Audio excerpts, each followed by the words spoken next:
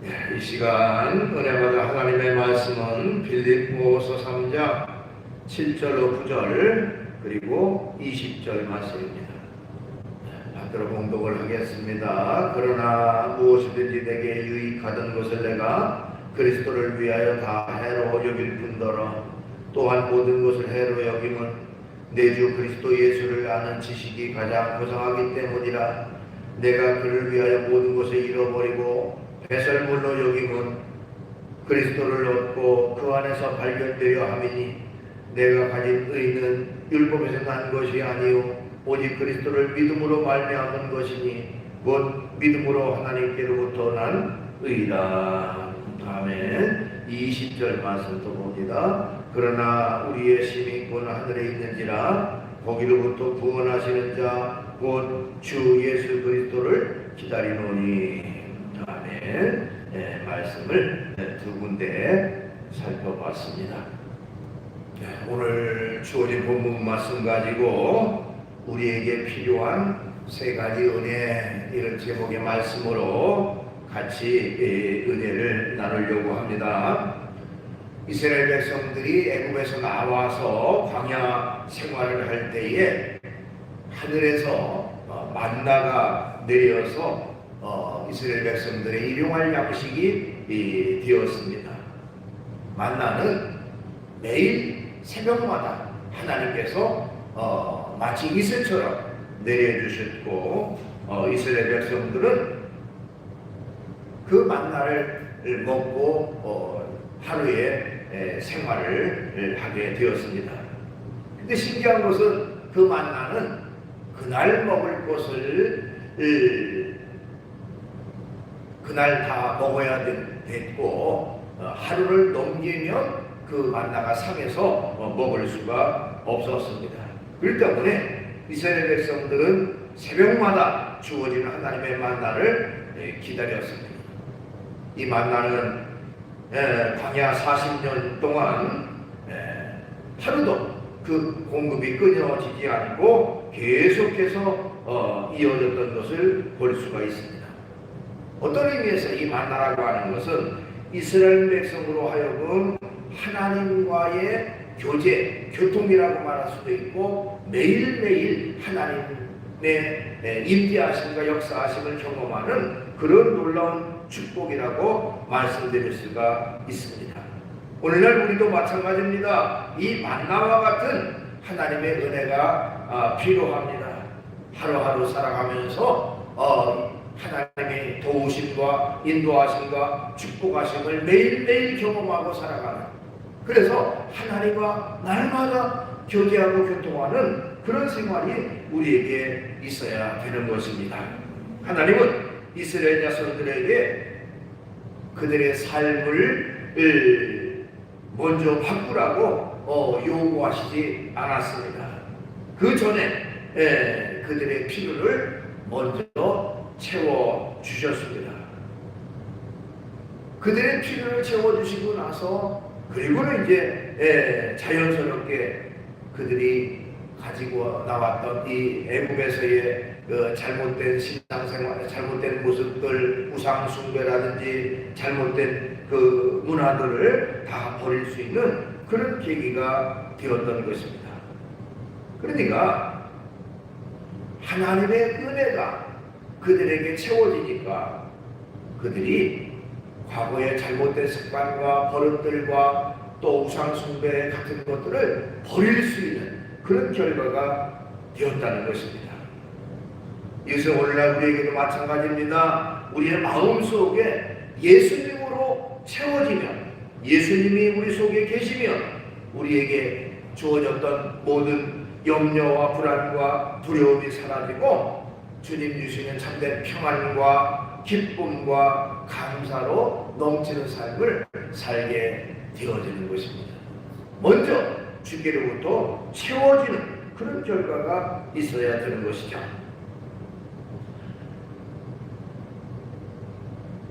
하나님을 믿는 믿음의 사람들은요, 세상 사람들과 구분되는 그런 삶을 살아야 됩니다. 세상 사람들은 무엇을 먹을까, 무엇을 마실까, 무엇을 입을까, 그것이 그들의 삶의 최종적인 목표라고 할 것 같으면 우리는 하나님의 나라 천국이 우리의 최종적인 목표가 되어지는 것입니다.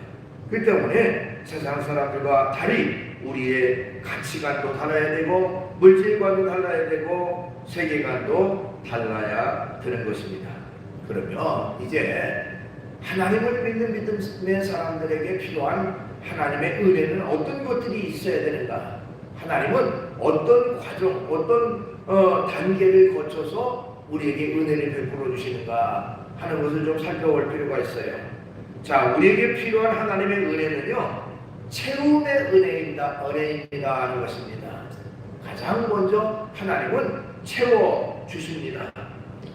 오늘 본문 7절로 9절에 보니까 그러나 무엇이든지 내게 유익하던 것을 내가 그리스도를 위하여 다 해로 여길 뿐더러 또한 모든 것을 해로 여김은 내 주 예수 그리스도를 아는 지식이 가장 고상하기 때문이라는 말이 있습니다. 자, 바울은요, 예수님으로 채워지기 이전에는요, 자기에게 세상적인 명예와 세상적인 지식과 세상적인 물질이 최고의 가치로 여겨졌습니다. 그러나 이제 예수 그리스도로 채워지고 나서, 예수님을 믿고 나서는 그런 것들이 다 해로운 것처럼 여겨졌다는 거예요. 자기가 자랑스럽게 생각했던 모든 것들을 다 마치 배설물과 같이 그렇게 여겼다라고 얘기를 하고 있습니다. 바울은 자기의 잘못된 것들을 먼저 비우려고 하지 않았습니다. 예수 그리스도가 마음에 채워지니까 저절로 비울 수가 있게 됐다고 하는 것입니다. 그러니까 우리가 순서를 말한다면 내가 마음을 비워야지 하고 생각하는 게 아니라 내 마음속에 예수 그리스도로 먼저 채워질 때에 내 속에 잘못된 것들을 비울 수 있는 그런 결과가 되어진다고 하는 것입니다. 그렇기 때문에 우리의 생활 속에서 먼저 예수 그리스도로 채워지는, 예수님을 믿음으로 내 안에 예수님이 거주하시고 예수님을 모시고 언제나 살아가는 그런 생활이 있어야 되는 것입니다. 요한복음 6장 8절로 28절 29절 말씀해 보니까요, 거기 사람들이 예수님에게 그런 질문을 합니다. 우리가 어떻게 해야 하나님의 일을 할 수 있습니까? 우리가 어떻게 해야 하나님의 일을 할 수 있습니까? 이런 질문을 해요. 그때 예수님은 어떻게 대답했느냐면 하나님께서 보내신 일을 믿는 것이 하나님의 일이다, 이렇게 대답을 했어요.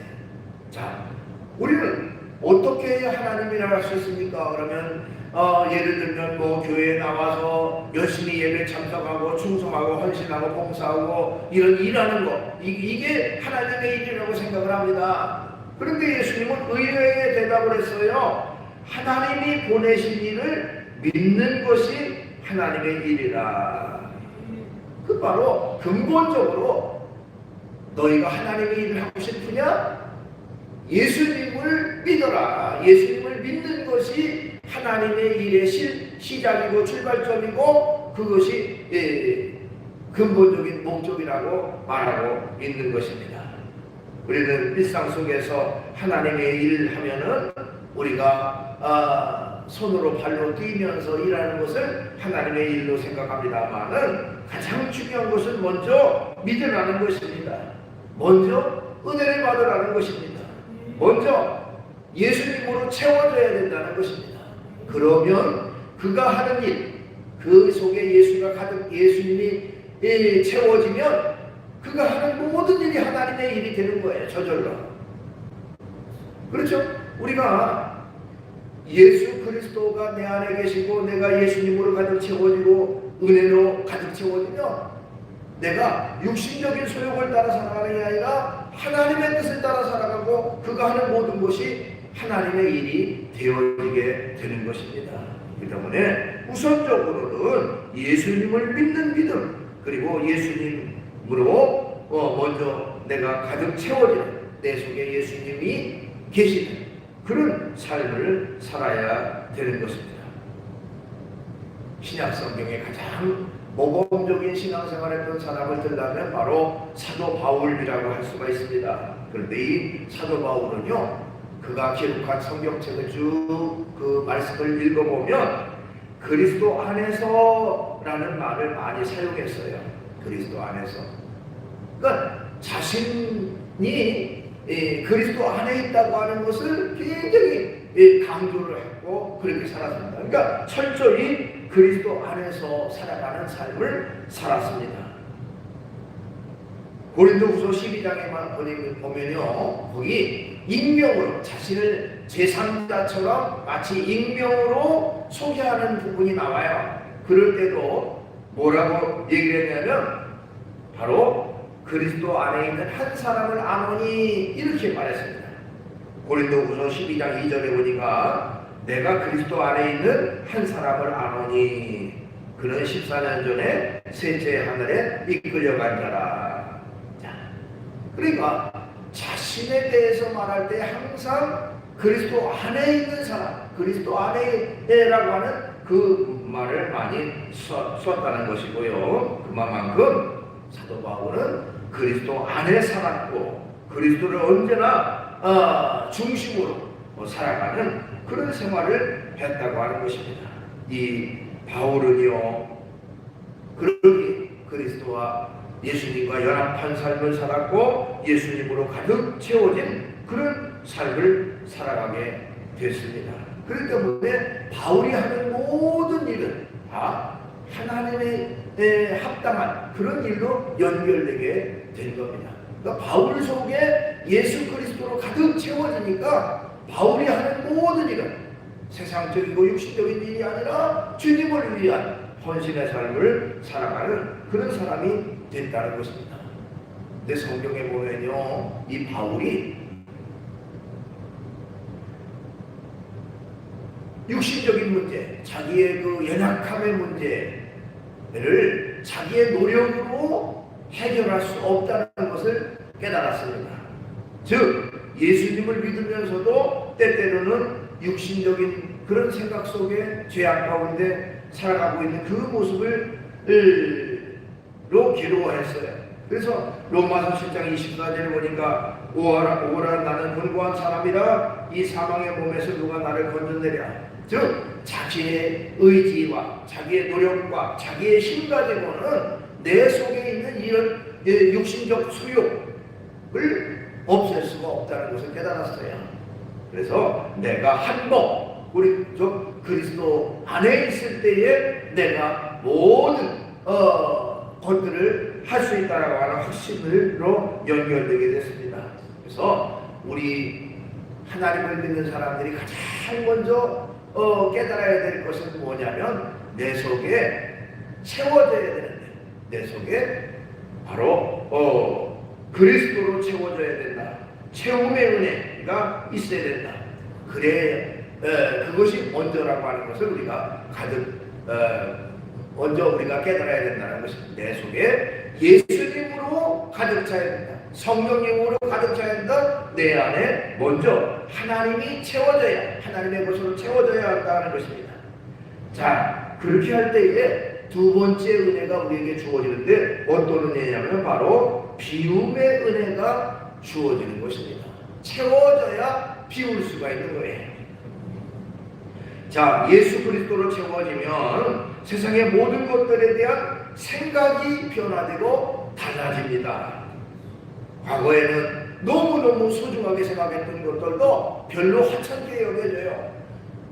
과거에는 엄청난 목숨을 걸 만큼 귀중하게 여겼던 것들도 다 불필요한 것들로 여겨진다. 세상적인 것은. 즉 세상 것에 대한 어떤 절대적 가치가 떨어지고 대단하게 여겼던 것들조차도 이제는 시시하게 생각된다는 거예요. 왜? 내 속에 너무너무 소중한 예수 그리스도가 계시니 세상적이고 육신적인 것들은 다 별 볼 일 없어졌다. 이건 별 가치가 없는 것이다. 예수님의 가치가 너무너무 뛰어나니까 예수님을 내가 모시고 살아가니까 세상적인 과거에 너무너무 절대적 가치를 두고 살아갔던 것들이 이제는 시시하게 여겨진다. 이건 별 가치가 없는 것들이다라고 하는 생각 자체가 그렇게 달라졌다는 것입니다. 자, 본문 말씀 다시 한번 읽어보면 그러나 무엇이든지 내게 유익하는 것을 내가 그리스도를 위하여 다 해로 여길 뿐더러 또한 모든 것을 해로 여김은 내 주 그리스도 예수를 아는 지식이 가장 고상하기 때문이라 이렇게 고백하고 있는 것입니다. 자, 두 사람의 장사꾼들이 추운 겨울날 아주 높은 그런 산을 넘어가다가 그만 조난을 당했습니다. 심한 눈보라가 몰아쳐서 한치 앞도 보이지 않는 그런 상황 속에 도대체 어디가 어딘지 분간할 수가 없는 그런 상황 속에서 이들은 방향을 잃고 너무너무 추위에 떨다가 급기야 한 바위를 발견했습니다. 그래서 그들은 그 바위 틈으로 들어가서 이제 피하게 됐고요. 자리를 잡자 그 사람들은 어떻게 해서든지 불을 피워가지고 좀 몸을 따뜻하게 해야 되겠다 하는 생각으로 자신 속에 있는 그 불을 붙일 것을 꺼내서 불을 붙이려고 하다 보니까 주변에는 마른 것들이 불쏘시게 될 만한 것들이 아무것도 없습니다. 불을 붙일 만한 불쏘시개가 없어요. 이리저리 생각을 하다가 결단을 내렸습니다. 자신들의 보따리 속에 있는 두툼한 지폐 뭉치를 꺼내서 그리고는 그 지폐를 태우기 시작을 했습니다. 불이 붙고 이제 불이 활활 타오르자 자신들의 몸도 서서히 녹아졌고, 그런데 이제 그 모닥불을 피워서 연기가 나냐 조난 신고를 받았던 그런 당국에서 그 연기를 보고 결국에는 이 사람들을 구출하게 되어졌다고 합니다.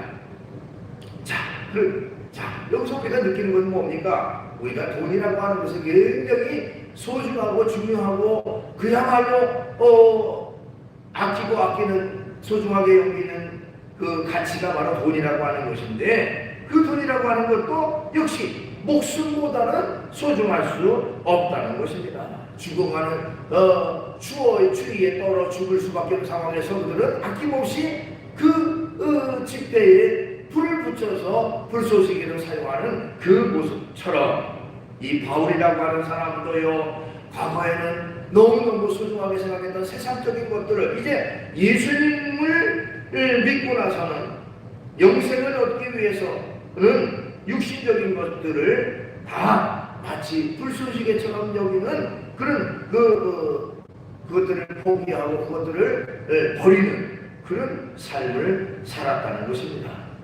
자, 여기 8절에 나오는 내 주 그리스도 예수를 아는 지식이 가장 고상하기 때문이라 이런 말씀이 있지요. 내 주 예수를 아는 지식이 가장 고상하기 때문이라. 여기에 고상하다고 하는 말, 고상하다, 우리가 어떤 미술 작품이나 그런 것들을 감상하면 참 고상하다 이런 표현도 씁니다만은, 여기서 말하는 고상하다라고 하는 것은 어떤 그 미적인 것들이나 철학적인 것을 말하는 그런 어떤 그 추상적인 개념이 아니라 바로 상업적인 개념이라고 해요. 그러니까 철학적 개념이 아니라 상업적인 개념인데, 그 의미는 뭐냐면 예수 그리스도를 아는 지식이 워낙 값이 비싸기 때문에 그 손실을 갚고도 남는다. 그러니까 다른 것을 다 채워주고도 남음이 있다. 예수를 아는 그 가치가. 다른 손실, 다른 것들을 다 채워도 남는 것이 예수 그리스도를 아는 것이라고 그렇게 말하는 것입니다. 그 때문에 예수 그리스도에 대한 가치가 워낙 뛰어나기 때문에 그것을 내가 얻고 그것을 소유하는 것은 너무나도 당연하다는 것입니다. 바울은 예수님을 알고 예수님을 믿고 나서 그는 완전히 달라지고 변화됐습니다. 어떻게 달라졌습니까? 과거에 소중하게 여겼던 로마 시민권자라고 하는 것도 그는 그 로마 시민권자로서의 자랑스러운 어떤 가문도 가문의 특권도 포기를 했어요. 또 그 당시에 최고의 랍비라고 하는 가말리엘 랍비의 문화생이라고 하는 그런 어떤 명예도 다 포기를 했습니다.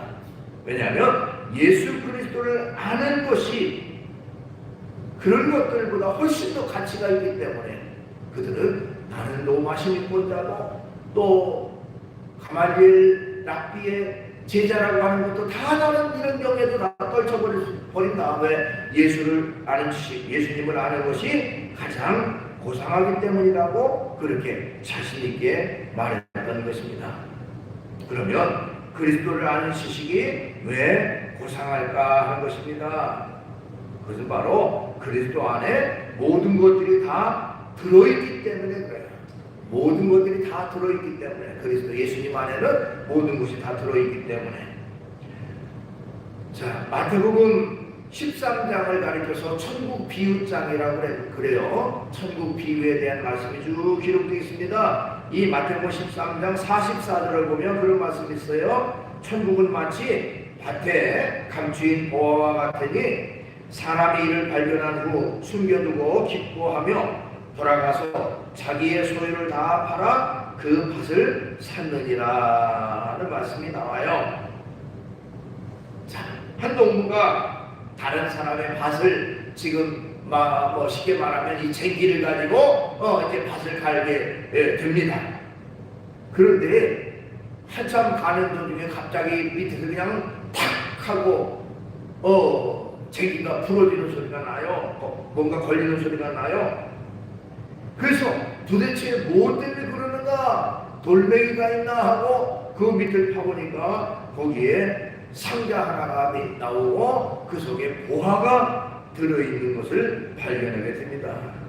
농부는 흙물을 가라앉히지 못하고 있다가 결국에는 그 보화를 도로 묻어주고 자기 집에 와서 자기 집에 있는 모든 소중한 것들, 돈, 재물을 다 가지고 그 밭의 주인에게 가서 그 밭을 사고 결국에는 그 보화를 얻게 됐다는 내용이에요. 어떻게 보면 이 말씀은 우리가 도덕적으로 어떻고 윤리적으로 어떻고 이렇게 평가하는 그런 것은 의미가 없습니다. 왜냐하면 여기서 말하는 것은 더 가치 있는 것이 무엇인가 하는 것들에 대한 내용이에요. 더 가치 있는 것. 자, 그 속에 있는 보화라고 하는 것이 너무너무 가치가 크기 때문에 자기가 가지고 자기 집에 있는 모든 재산을 다 팔아서 그것을 샀다라는 것이, 그 소유했다라고 하는 그 의미가 있는 것입니다. 그러니까 하나님의 나라 천국이 너무너무 가치가 있는 거기 때문에 세상적인 육신적인 자기의 모든 소유를 다 팔아서라도 아깝지 않은, 팔고도 아깝지 않은 것이 바로 천국이라고 하는 것을 말하고 있습니다. 우리 주님을 믿는 믿음의 사람들은요, 그러기에 예수님 안에 모든 것이 들어있다. 예수님 한 분만 계신다면 세상의 어떤 것들보다도 더 뛰어난 그런 은혜와 축복이 우리에게 주어진다는 것을 깨달았기에 그리스도를 알고 나서는, 그리스도를 믿고 나서는 세상의 모든 것들을 다 배설물과 같이 헛된 것으로 여긴다. 그렇게 말하고 있는 것이고, 바울이 그것을 실천했던 것입니다. 바울은 예수님을 믿고 나서 세상의 모든 것, 과거에 소중하게 생각했던 모든 것들을 다 포기하는 그런 결단을 내리게 됐다는 것입니다. 성경 말씀에 보면요, 예수님을 만난 이후에 모든 것을 버리고 예수님을 따랐다고 하는 내용들이 많이 나옵니다. 특별히 제자들을 부르실 때에, 자, 베드로와 안드레를 예수님이 부르시자 그들은 그물을 버려두고 예수님을 따랐습니다. 마태복음 4장 19절 20절 말씀하시되 나를 따라오라 내가 너희를 사람을 낚는 어부가 되게 하리라 하시니 그들이 곧 그물을 버려두고 예수를 따르니라. 포기했어요. 포기하고 예수님을 따라서 더 소중한 자 야고보와 요한도 배와 아버지를 버려두고 예수님을 따랐습니다. 마태복음 4장 21절 22절 거기서 더 가시다가 다른 두 형제 곧 세베대의 아들 야고보와 그의 형제 요한이 그의 아버지 세베대와 함께 배에서 그물 줍는 것을 보시고 부르시니 그들이 곧 배와 아버지를 버려두고 예수를 따르니라. 예수님이 부르시자 버려두고 예수님을 따랐다는 겁니다. 자, 마태라고 하는 사람도 예수님이 부르실 때에 그것을 버려두고 따랐다 그랬어요. 누가복음 5장 27절 28절 그 후에 예수께서 나가사 레위라 하는 세리가 세관에 앉아있는 것을 보시고 나를 따르라 하시니 그가 모든 것을 버리고 일어나 따르니라. 버리고 따랐다. 자기의 자리, 자기의 위치, 자기가 소중하게 생각했던 것들을 버리고 예수님을 따랐다. 왜? 예수님이 더 가치가 더 귀하고 더 값어치가 있는 그런 분이기 때문에 예수님을 따랐다는 겁니다. 예수님을 또한 믿고 나서는 모든 것들을 다 버렸던 포기했던 사람도 있습니다. 삭개오라고 하는 사람은요 예수님을 만난 뒤에 제 재산의 절반을 가난한 사람에게 나눠주겠습니다 하는 결단을 내렸습니다. 누가복음 19장 8절 삭개오가 서서 주께 여짜오되 주여 보시옵소서 내 소유의 절반을 가난한 자들에게 주겠사오며 만일 누구의 것을 속여 빼앗은 일이 있으면 네 갑절이나 갚겠나이다. 이런 변화가 무엇입니까? 여러분 삭개오라고 하는 사람은 아주 세리장이고 키가 작아 어떤 외모적으로 그야말로 사람들로부터 좀 조롱당하는 그런 위치에 있었던 사람이지만 그래서 얼마나 악착같이 돈을 모았겠어요. 그 돈에 대한 절대적 가치를 얻기 위해서 그런 최선을 다했었는데 그러나 예수님을 만난 뒤에 그렇게 소중하게 생각했던 물질조차도 절반이나 가난한 사람에게 내가 다 나눠주겠습니다라는 결단을 내린 것은 예수님을 아는 것이 가장 귀한 것이기 때문에 예수님으로 채워지니까 그 속에 소중하게 생각했던 것들을 다 포기하고 버릴 수 있는 비울 수 있는 그런 결단으로 이루어지게 됐다는 것입니다. 그 다음에 우리에게 필요한 은혜는 바로 누림의 은혜라고 말씀드릴 수가 있습니다. 이 세상을 한마디로 말하면 생존 경쟁의 사회라고 얘기를 합니다. 한정된 땅, 한정된 자원을 서로 가지려고 하다 보니까 서로 경쟁하고 서로 싸우고 서로 다투는 그런 것이 바로 오늘날의 세상 사람들의 모습이라고 하는 것입니다. 그러나 예수님을 마음속에 모신 사람들은 세상 그것에 절대적 가치를 두지 않기 때문에 세상의 것들에 지나치게 그것이 부럽다거나 그것을 자랑하거나 그것을 위해서 자기의 목숨까지 버리는 그런 어리석은 일을 하지 않습니다. 왜냐하면 우리의 최종적인 목표는 이 세상이 아니라 하나님의 나라 천국에 있기 때문에 그렇습니다. 그래서 오늘 본문 20절에는 그러나 우리의 시민권은 하늘에 있는지라 이렇게 얘기하고 있습니다. 우리의 시민권은 하늘에 있다. 자, 바울은 여기서 이 시민권이라고 하는 그런 용어를 꺼냈습니다. 그 의미는 뭐냐면 그 당시에 로마 시민들은요 로마 시민권자라고 하는 자부심이 너무너무 뛰어났다고 합니다. 오늘날에는 미국 시민권자, 아메리칸 드림 이렇게 말하기도 하고요. 또 예를 들면 또 이 동남아에 있는 사람들이 우리나라 대한민국 시민권, 대한민국 국적을 가졌다고 하는 것에 대한 엄청난 가치를 준다고 합니다만은 어쨌든 로마 시민권이라고 하는 것은 상상을 초월할 정도의 엄청난 그 자부심과 자랑거리가 되어졌다고 합니다. 특별히 그 당시에 이 빌립보라고 하는 지역은 정치적으로, 군사적으로, 경제적인 측면에서 매우 중요한 위치에 있었고요. 그렇기 때문에 로마 황제는 이 빌립보 사람들에게 본토 사람들과 똑같은 로마 시민권으로서의 지위를 부여했다고 합니다. 그러니까 빌립보 지역에 사는 사람들은 그래, 우리는 지금 이방 지역에 다른 나라에 있지만 로마 시민권자야 하는 그들과 똑같은 그 시민권이라고 하는 것을 굉장한 특권으로 자랑과 자부심으로 여겨졌다고 합니다. 그는 그들의 그 긍지와 자부심을 너무나도 잘 아는 이 바울은 그들에게 너희들이 로마 시민권자라고 하는 그 자부심을 갖고 있느냐? 그러나 로마 시민권보다 훨씬 더 뛰어난 가치가 있는 시민권이 있는데 우리는 하늘나라 천국의 시민권을 가진 자, 천국의 시민이라고 하는 것을 알려주었다고 하는 것입니다. 너희들이 로마 시민권이라고 하는 것에 대해 너무너무 대단한 자부심을 가지고 있지만 그것보다 몇십 배, 몇 배, 몇천 배 더 뛰어난 하늘나라 시민권자다, 그런 의식을 심어줬다는 것입니다. 그것으로 자랑하고 그것으로 기쁨을 얻으라. 그래서 로마 시민권, 우리의 시민권은 하늘에 있는 자라고 그렇게 바울은 권고하고 있는 것입니다. 자, 예수님이 내 안에 계시면, 아까 말씀드렸듯이 예수님으로 채워지면 내 속에 있는 육신적이고 세상적인 것들을 다 버리고 포기할 수 있는 그런 결단으로 이어집니다. 그런 것들이 별로 가치가 없어 보이고 별로 헛된 것으로 여겨져요. 과거에는 절대적 가치를 두었던 것이 예수님을 모신 뒤에는 그것들이 하찮은 것으로 여겨집니다. 그리고 나서 바로 우리에게는 그 어디나 기쁨과 감사와 찬양으로 연결되는데 그것은 바로 예수님이 내 안에 계시기 때문에 주님을 통한 은혜, 주님을 통한 축복이, 그 감격이 너무나도 크기 때문에 그렇습니다.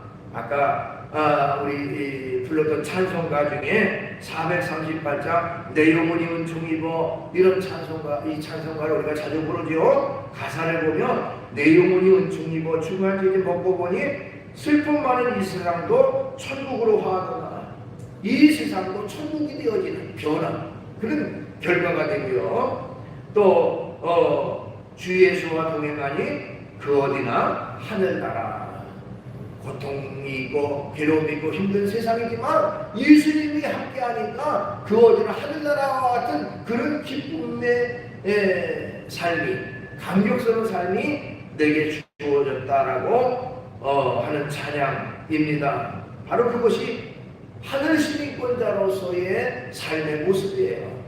이 세상에서 비록 어렵고 힘든, 또 때로는 고통스러운 삶을 살아가지만 나는 하늘의 시민권자라고 하는 그런 확신을 가질 때에 이 세상에서의 고통이 고통으로 여겨지지 않고 세상에서의 어려움이 어려움으로 여겨지지 않고 날마다 기쁨 속에, 감사 속에 살아가게 된다는 겁니다. 그것이 바로 누림이라고 하는 거예요. 누림.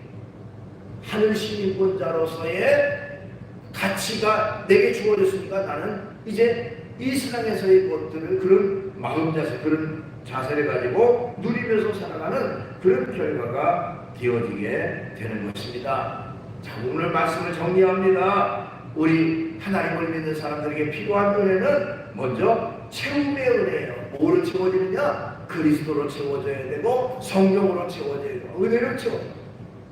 그리스도로 채워지면 이제는 비움의 은혜가 주어집니다. 세상적으로 너무너무 가치 있고 소중하게 생각했던 다 바울의 말처럼 배설과 같이 헛된 것으로 여겨진다. 절대적 가치. 그러니까 그 가치관이 달라진다는 말이고, 그리고 나서 하늘의 기쁨과 하늘의 소망을 가지고 누리면서 살아가는 결과, 주님을 통한 그 기쁨과 감격을 누리면서 살아가는 그런 생활로 연결된다는 겁니다. 그것이 바로 우리의 모습이 되어야 됩니다. 중요한 것은 내 속에 예수님이 계시고 예수님을 단단히 붙잡고 예수님 한 분만으로 만족하고 살아갈 때 우리에게 이런 변화와 이런 은혜와 이런 축복이 주어지는 것입니다. 날마다 믿음 안에, 신앙 안에, 예수님 안에 올바로 살아가는 우리가 되어야 될 줄 믿습니다. 기도하겠습니다. 걸어가신 주님을 찬양합니다. 우리가 예수님을 알고 예수님을 믿는다는 것이 얼마나 놀라운 은혜요, 놀라운 축복인 것을 깨달았습니다.